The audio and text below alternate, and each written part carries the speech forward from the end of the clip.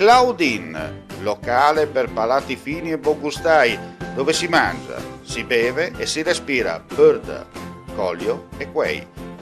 Sono Claudia Zano e vi aspetto con le mie specialità. Cosa aspettate? Claudine, Food, Wine, Music e sei in pole position.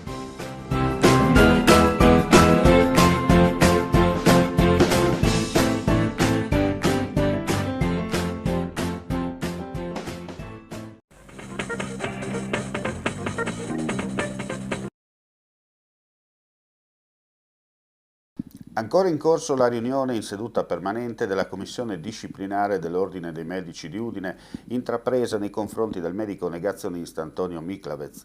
Ieri sera, poco prima delle 21, un centinaio di sostenitori del professionista si sono radunati sotto la sede dell'Ordine in via Diaz per manifestare tutta la solidarietà con striscioni e slogan che sono proseguiti per tutta la serata.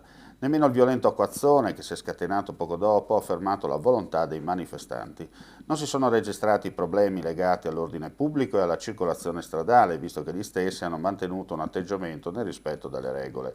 La commissione è composta da 16 medici. Una cortina di ferro è calata dentro le stanze dell'ordine, silenzio di tomba e poche parole, nulla trapela sulle decisioni che verranno prese. Al momento solo ipotesi. In giornata potrebbe esserci la tanto attesa fumata bianca sul futuro del professionista. Una cosa è certa, siamo solo al calcio d'inizio, la partita è tutta da giocare prima del triplice fischio finale.